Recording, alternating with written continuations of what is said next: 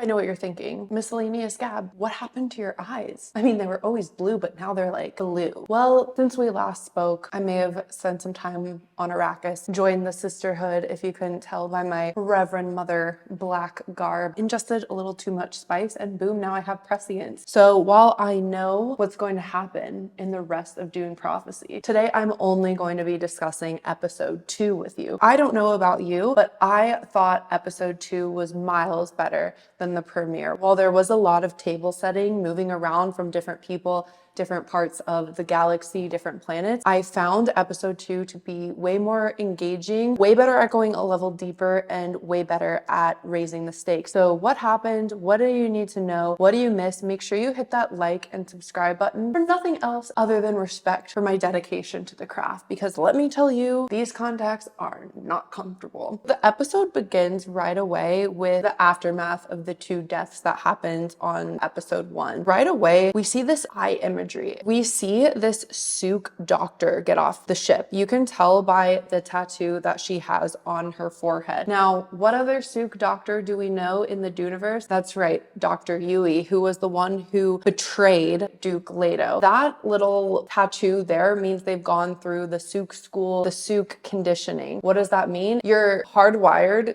to live out the Hippocratic Oath, which means you will not do harm to your patient under your care. We saw that this was undone in Dr. Yui's case, where he actually was able to double cross the people he served, and that's mostly because of the twisted mentat Piter de Vries, who learned how to undo Sook conditioning. But for this doctor, he is both a Sook doctor as well as a Bene Gesserit, and as she's looking at the body, we really see that Kasha essentially internally combusted. It's almost like the Avada Kedavra curse when someone's just straight up unalived and you don't know what happened, and it really confuses muggles. What we're getting at is what I discussed last episode of like what happens when the thing that you are trying to prevent, your actions end up causing it. Chicken and the egg, or the snake eating its tail, actions will spin out of control. Valia's reaction, and Valia is shook. Valia is prisoner of confirmation bias, where if she sees something like this, she's, oh, this is what Mother Raquella warned against, instead of being able to reflect and see that it's actually the Bene Gesserit's actions or their meddling or their scheming that are actually backfiring. It's really easy to justify any horrible things that you do by saying like, oh, we have to do this because this is what Mother Raquella saw and it's happening and we have to protect against it. She's shook, and we're starting to see a fracture between the 2 sisters. While Bene Gesserits are known for their emotional control, that doesn't mean that they're inhuman and robotic. We look at Jessica, who had actually went against her Bene Gesserit training in order to have Paul because she loved the Duke. So it's not un-Bene Gesserit of Tula to be a bit more emotional, to urge caution, to be concerned. We know Tula really likes Lila. Theodosia is one of Mother Valia's favorites. We're really starting to get that Mother Superior Valia is really going down that by any means necessary. She feels that control slipping. She fears Mother Raquella's dreams are coming true. She wants to use Lila, who's the great-great-granddaughter of Mother Raquella, maybe see if she can access her ancestral memory and kind of be like, phone home, Mother, what's up? Tula is obviously very concerned about this because it basically doing this would mean undergoing the water of life ceremony, or the spice agony, the agony. Super deadly, lots of people die, and knowing that she's still just an acolyte, she's not a fully trained Reverend Mother, this could very well kill her. We then go to the funeral of Prince Richeze. Constantine and the Princess Richeze kind of eyeing each other. It's very much like I'm getting a Clue vibe, where someone like gets unalived in a house and everyone's like who done it? Something happened. There was something sinister here. You can see the Empress is already working on that damage control by saying it was his toy. It was the fact that he had this forbidden ancient technology that's very dangerous, and that must have caused some sort of burning, some sort of issue. But we really see tensions rising between the 2 houses. Then we skip to this discussion between Empress Emperor Carino and Desmond Hart. Now, Desmond Hart is very honest. And this kind of reminded me, I mentioned this last video about Alicent Hightower and Larys, where she's like, man, I wish X, Y, and Z happened. And he's like, okay, I'm gonna do some really unethical things to make that happen. So Desmond Hart was kind of like, yo, you asked for this. And he's like, well, I didn't ask for it in this way. And Desmond Hart is like, well, you didn't specify it. He orders Desmond Hart into these suspension prison cells, which are quite interesting. It's sort of that same technology that the Baron Harkonnen uses to stay afloat to support his just extremely obese frame. Carino, his gears are churning. He doesn't know who he can trust right now. His confidant, Pasha, is now gone, and he feels kind of backed into a hole. And for this Desmond Hart fellow to come through and be so unapologetically honest, but also so unapologetically loyal, Tula approaches Lila and is like, hey, Mother Rakella was able to access her genetic memory by someone tried to kill her, tried to poison her. She converted that on a cellular level. So Mother Tula's really preempting this by being like, hey, it's 100% your decision. Wink, wink. You don't have to do this. During this conversation, the Tyrion Arafel is mentioned again, and that's another forward leap into God Emperor of Dune. Basically, it kind of hints at this agent of destruction, this destabilizing force, potentially this unknown technology. Then we get to this explicit scene, shall we say, between Constantine and Princess Racheze. This went on too long. I don't like Constantine really that much. I think he's super dumb. The fact that he's spilling all these secrets, you think even a bastard son would be better trained. I guess he has daddy issues. He's trying to find out things from her. She's very, very successfully manipulating him. Segs is used very strategically to access information and people, and the fact that he wouldn't be trained for something like this, just, I don't know, maybe we have to wait 10,000 years for people to wise up to seduction being one of the best techniques for getting information. She ends up getting what she wants, which is information. His father is holding Desmond Hart in the prison cells. Then we see Mother Tula mixing up this poison. Now, this is going to be the same kind of substance that we see in Dune 2, the water of life. The water of life is created by extracting the bile from a drowned sandworm. This is made more from herbs and concoctions. I've seen a lot of people say that this was replaced by the water of life, but you also have to understand that until there was this widespread access to Arrakis, and different people can kind of create that same ayahuasca type substance. Mother Valia comes kind of covertly to Seleucus Secundus with Theodosia, her chosen acolyte, to help get close to Princess Yanez, who is now without her Bene Gesserit coach. This throne room scene, I was very taken aback by how small the throne room feels. Again, I know we're 10,000 years before Dune, but there's this really interesting line in Dune Messiah where Paul Atreides talks about just how large and intimidating he makes the throne room to almost have his people come and walk, and just the walk itself is supposed to intimidate them and showcase his own power. But we see Emperor Carino lying to the Reverend Mother, and one thing I find very interesting is when Mother Valia comes in, she addresses the Rachezes by their first names. That really nods at hierarchy here of just how important the Bene Gesserit are. Normally, it's very formal, it's very hierarchical to address them as like the Duke or the Duchess. The Empress does the same thing later with the Emperor. She calls him Hakivo in front of everyone. Hakivo, I think his name is. That is very disrespectful within the society and hierarchy. Normally, even as familiar as someone as your husband, you would use his title, the Emperor, the Duke, my Lord. With that vacuum that Kasha has created, how quickly things can spin out of control. We really see the Emperor as being very malleable. He's being molded by Kasha, he's being molded by his wife, he'll soon be molded by Desmond Hart. Mother Valia wishes to question Desmond Hart, expects that like with her presence alone and being a Bene Gesserit and a Reverend Mother that she'll be able to get the information from him that she needs and to be able to control the situation. He answers completely honestly, which is something that nobody in this world is used to. He says that he serves the Imperium and only that. Mother Valia is running into something similar as Kasha, which is he believes that he's authentic. He's coming across as believing what he says is true. Now, there's one of two things that can be true here. Either he has been conditioned to believe this, because we know that truthsayers can be fooled. In fact, in Children of Dune, we actually see Ganima, who's Paul's daughter, be able to practice, like, how could I come across as so that I could fool a truthsayer? He is being 100%, and the fact that the Emperor and Empress are listening, he's like, yes, I unalived this boy. Yes, I unalived Mother Kasha. She was manipulating the Emperor, going about your twisted operation. He's very clear. I was swallowed up by Shai Hulud. I was given a gift. I can see what you cannot, and I serve the Imperium. The Bene Gesserit have always said that they serve the universe, and their goal is to keep the balance of power within the universe in check. If they claim to serve the universe or the Imperium, Desmond Hart claims to serve the Imperium, what happens when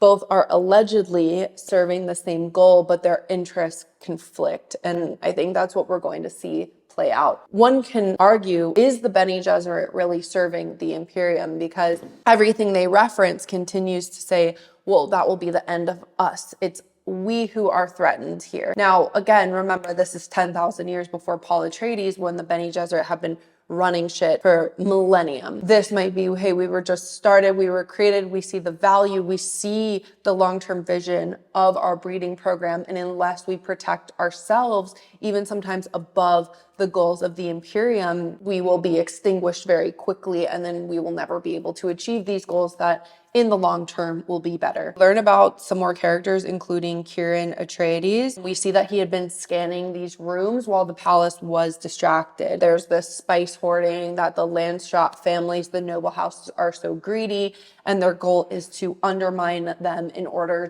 to give some of those resources back to the people. We know that Kieran is an Atreides, and that the Atreides were considered some of the winners, some of the good guys with the War of the Great Machines. This other woman here who has the eyes of Ibad, so she does ingest spice or has been to Arrakis. She's a bit concerned about his relationship to Princess Yanez and how well he'll be able to be loyal to the rebellion. The Bene Gesserit have their hands in both cookie jars. They are influencing this rebellion. They're growing the rebellion in order to create this official, unofficial threat to the Emperor, so that they can then use that as leverage to control him. The question is, will the rebellion take on a mind of its own? Will it get out of hand so that the rebellion and the people that they're fighting, the noble houses, both become out of the control of the Bene Gesserit? Kieran goes back and sees Princess Yanez, and I just don't care about them. I just don't care. We see Lila preparing for the agony. Drink this poison, see if she can convert it on a cellular level so that it doesn't kill her and she can access her genetic memory. I felt like this was me preparing for my very first ayahuasca ceremony. You don't know what your mind is going to do to you. You don't know what your body is going to do to you. This actress did a fantastic job of being like, I'm scared, but I want to do this. The one issue that I'm just like, how did nobody see, is she wants to see her mother in this vision. The Bene Gesserit are taken from their mothers, who might be sisters themselves, to try to sever those bonds so that they put the sisterhood above their ties with each other. My question immediately was like, well, what if she meets her grandmother, who Sister Valia voiced to like off herself? Might that be a hitch in the problem? If she sees that and is like, yo, what the hell, and starts to spread that rumor and start questioning, that's what I thought would happen. This was very reminiscent of Denis Villeneuve's spice ceremony. We saw the same thing happen with Jessica. So it does feel like the same universe, as well as what's actually happening on a cellular level. Horror house, this like haunted house of horrors. People's face are morphed. She sees these shadows, hears all these voices, and it's so hard to pick apart. So I thought this was actually like one of the most well done parts of the entire show. It felt creepy. Actually made me think a lot about Aaliyah, who we'll see more in Dune Messiah if that becomes relevant. Aaliyah was in the womb when Jessica drank the water of life. She's born with that genetic memory of all of her ancestors, starts to hear the Baron Harkonnen in her head. Imagine being a baby, a child, hearing and feeling and seeing this. She ends up relaying this vision. The key to the reckoning is one born twice, one in blood, one in spice, a revenant full of scars, a weapon born of war, on a path too short. And this quote, immediately I'm thinking, is this talking about Desmond? One born in blood, so that's your human, and that's your human form. Another born in spice, which could be his rebirth after being swallowed by the great sandworm. A revenant, which is like a ghost or a reapparition, full of scars. He has scars all over his face. Born of war. He is a soldier on a path too short. Now that's the most probably confusing part of this message. At first glance, I'm like, well, are they talking about Desmond Hart? And is this more confirmation that he is a gula, able to be recreated by the Bene Tleilax, almost like reanimated? Another person they could be talking about is Leto Jr. Now that's a God Emperor spoiler, and I'm not going to get into that. Unfortunately, she does not necessarily get to spend a lot of time with Raquella, but instead spends time with Dorothea, who, if we recall in episode 1, was commanded to unalive herself by Sister Valia. In the greatest, weirdest act of revenge, she unalived her own granddaughter to prove a point. So then we skip back to Carino and Prince Richese, who at this point understands he's almost protecting the person who might be responsible for his son's untimely death. Emperor Carino was very annoyed to begin with at this wedding because he felt like it was making a fool out of him. Sending in Desmond Hart to kind of begin the incineration process and then stop it as a, hey, we own you, like, go back and tell people what you saw. Boss level 1000. The last scene is probably the most incredible scene and another cliffhanger. Mother Valia comes in and sees, okay, well, you're freed, and she understands what's happening. Then she thinks she's gonna pull that same old trick and be like, hey, take out your dagger, put it to your throat. Him retrieve his dagger, his blade, put it to his throat, and then not listen to her. I'm wondering here is if he was able to completely resist the voice from the beginning and took it out of his pocket in order to make her feel like she was winning, or if he was able to kind of show out at the last part. Just like being able to fool a truthsayer, being able to resist the voice is possible. The voice is not a magic power. It's simply this compulsion based on your pitch, your eye contact, your body language. It takes it very much down to the nuances of communication. There's a really interesting scene in Dune 1 between Jessica and Thufir Hawat, which I recommend you take a look at if you're interested to know a little bit more about how the voice works.